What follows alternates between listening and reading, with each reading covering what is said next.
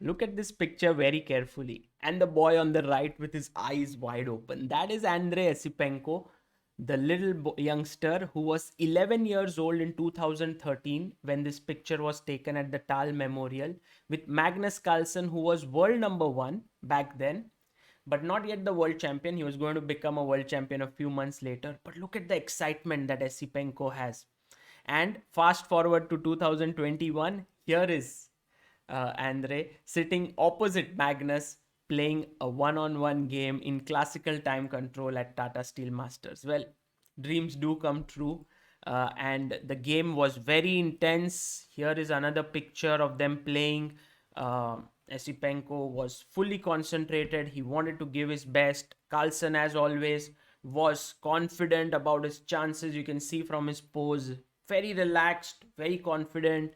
And but he soon started to face problems in the game. So let's have a look at the game and try to figure out what happened. And I'll take you through the key moments. Now, Esipenko with white opened the game with 1 e4. And here I want to just tell you about a quote that was made by Wesley So when he beat Magnus Carlsen for the first time in 2018 at Norway Chess.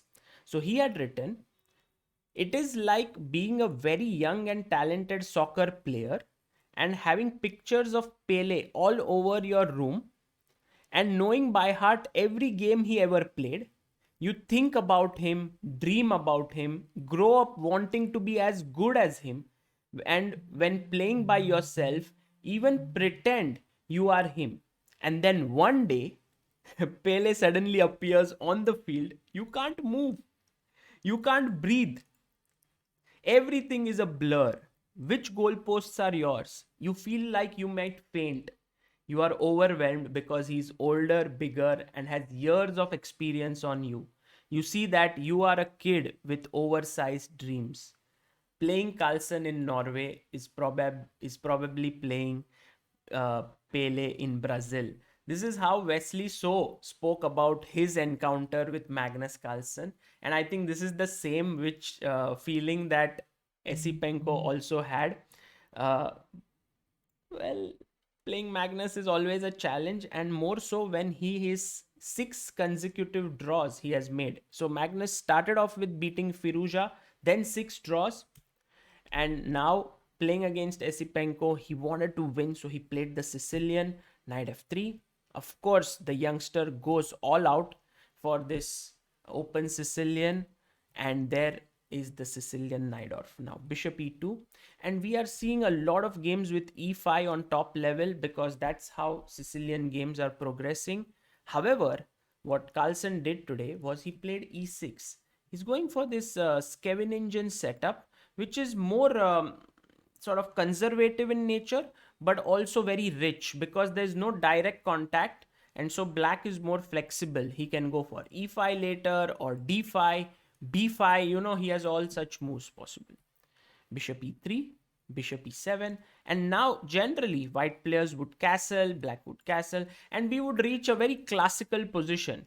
But Esipenko had prepared hard for this game and he played a very aggressive move. Can you guess it? Just try to be with me. Think about Esipenko's move so we can, together understand how to play against the world champion. G4, well done. This is the most aggressive move and also a very interesting move.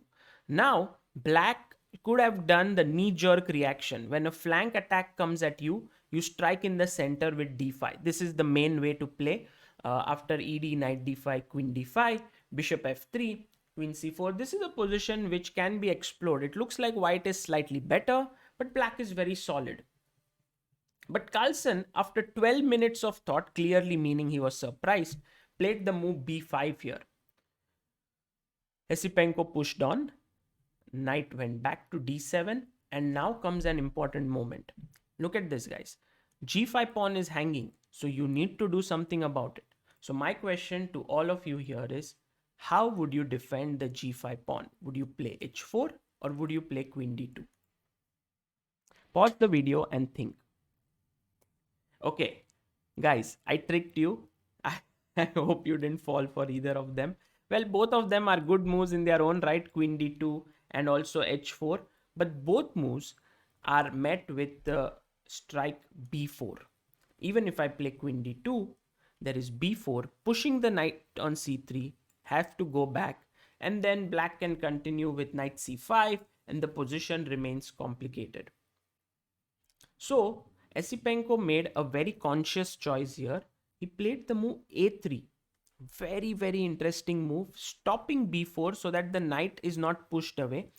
I know it wastes the tempo, but actually, it is a very ambitious move because once you can't get b4 as black, you must do something. Otherwise, I'm just going queen d2, f4, long castle, h4, and I'm just coming at you. So Carlsen said, well, I'm going to take your pawn. Esipenko says, be my guest, take it. And he even exchanged the bishops. Now, there is a very famous game here between Parimarjan Negi and Ivanchuk. Ivanchuk was white, and that game, Negi went bishop f6. It ended in a brutal mate, actually. Just to show you the moves, not analyzing it in depth, but it was a crazy, crazy complicated game. And just ended this way. White crushed through. So Ivanchuk had won. And here Magnus tried to improve by taking the bishop. Bishop takes e3, queen e3, and now queen h4. This was the first new move of the game.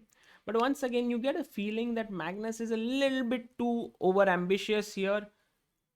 Maybe it was not the most prudent idea to put the queen on h4, rook g1, attacking the g7 pawn. Now you really don't want to be castling here because the king would come in the fire zone. Knight e5 is a move that has been suggested, and then the variations are crazy. Rook g7, knight g6, trying to trap the rook, but then comes the move knight to f5. Brilliant move, attacking the queen and also d6. So you take here, ef5, knight to e5 does not work because of long castle followed by knight e4. This is a powerful, powerful attack. And so king f8 makes more sense. Rook takes f7 check, just to give you an idea of the crazy amount of variations that have to be calculated. Queen f3 check, and now a8 is hanging, and so this leads to a complicated position. Maybe this is what Carlsen should have thought of, but he was like, oh, my pawn is hanging here, why don't I just play g6? Now this move right now is not affecting black so much, but look, it opens up the route to the rook. And the rook is undefended. Anytime it can come under pressure. Long castles. Queen went back. And f4. Esipenko plays as if nothing has happened. He just keeps improving his position. And now bishop to b7. King to b1. Again, a good move. Getting ready for something happening. F5 break. E5 break. Maybe still building up with bishop f3. Rook he1. But king b1 is always useful. And this is where Magnus goes wrong. He went knight to c6. Now I want you to take some time and think about how white can take advantage of this move. Magnus should have gone knight to c5 and then bishop f3, knight bd7, e5. This is just a sample line which I want you to see. b4, good move. Knight a4, because if knight e4, I can take, knight takes e4 and it's already better. So knight a4 takes and c4, and white doesn't give black enough time to consolidate. Knight b6, c5, knight to c4, queen c3, followed by bishop e2, and he will take this knight when black is in trouble. So, but still, I mean, this was the best way to continue. When Magnus played knight c6, what did Esipenko do? Remember, guys, LPDO, loose pieces drop off. So here, first knight cb5, ab5, knight to c6, bishop c6, and there came the stunning move, queen to c3. I think Magnus completely missed it. With a double attack on the rook on h8 and bishop on c6, all of a sudden the position is just lost. Why? I will explain. After queen takes c6, you might think that pawns are equal. He has a bishop, he has a knight. What's the big deal? Why is black lost? Very importantly, the d6 pawn is hanging. And not just that it hangs, but after you take it, black has to many times exchange the queens. And once the queens are exchanged, the knight doesn't have a good square to go to. Then b5 is also weak. And with 3 passers over here, it would become untenable for for black to play in that position. So because of all these reasons, Carlsen understood that his position is almost lost. He must do something very quickly. Now, he played d5, which is kind of desperate. I was thinking that maybe knight f6 is a good move, but after queen d6, queen b7, queen to e5, good move, knight e4, bishop b5, and now you see rook b8, there comes this move c4, and just this bishop here defended by everything gives gives white completely winning position. So, but still this should have been tried here. Something could have been done by Magnus. He played d5 and white just took. I don't know what was Magnus's idea. Maybe he wanted to take back, but then he saw bishop takes b5, knight f6, and I still feel this is a playable variation. Rook g e1 is a possible move here, and then after knight e4 you have c4, trying to destabilize the d5 pawn. Imagine that in such a position you make a mistake like queen takes d5. How does black win here? Guys, black to play and win. Very good. Knight to c3, fantastic move. There is a fork. You have to take the knight, and after queen a3, it's a mating attack, and this is big trouble. So you see that there are still some tricks in the air, and bishop b5, knight f6, knight e4, c4. If rook here you don't take on, here you don't take on d5, you play c4, and then comes rook takes a3, queen d5, knight c3. With after queen c2, white should be better, but the position is still very complicated. So I think Magnus just didn't take his chances well. He went rook f c8. He was hoping that Esipenko moves his queen away to b5. Then he gets one more tempo here. And he just judged that here he would have excellent compensation. For example, something like queen d3, knight c5, or queen c4 can be met with queen takes a3. But what he missed was, or maybe he didn't give enough importance, d6. Esipenko found it in 8 minutes, attacking the queen. Now if queen f6, you just lose this piece on d7. So he had to go queen d8. And now he took the pawn. Rook c b8. He played queen to c4. You could play queen d3 also, which is a good move, stopping rook a3 ideas here. But Esipenko felt that it's not a big deal to allow rook a3. This is where you can see that this youngster calculates brutally. First queen c7, now queen exchange is not done. Also, he calculated that after takes queen f6, it's absolutely nothing after king takes a3. So queen e8 was played, and now another powerful move here by white was rook to g5. I am very impressed how Esipenko is trying to get his rook into the game from the 5th rank. Also possible was rook g3, trying to get the rook on the 3rd rank. But not a good idea here would be to, play certain moves like b3 for the time being and allowing the rooks to double down the a file. I think this is what has to be avoided by all means.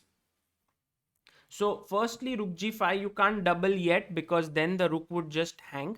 So therefore, he played the move rook a4, now clearly trying to double, and white went for rook to a5. Fantastic move by Esipenko here. I like how he is taking away the pieces from the board, taking away black's attacking chances. Bishop b5 is a mistake. This is again a trap to take care of. What would you play here as black? Rook takes b5. Well done. Rook takes and queen a8, creating huge threats down here. If you play c3, there is queen e4 check. And so all of this creates a big problem. Rook a5, rook a b4, and now white played the move b3. Very solid. Went back, queen to c3, queen d8, and bishop f3, attacking the rook once again. Rook b4. Now the rook on a5 is hanging, but Esipenko goes queen to c7. This time, if you play queen e8, then bishop c6 is all over. So therefore he went queen to f6. And Magnus has a small trick up his sleeve. If you take on d7, what is it that Magnus has prepared? Yes, rook takes b3, cb3, rook b3, and a checkmate. This is not good, so you have to be careful. And what move would you play here as white? Try to pause this video and think, how would you quench black's attack?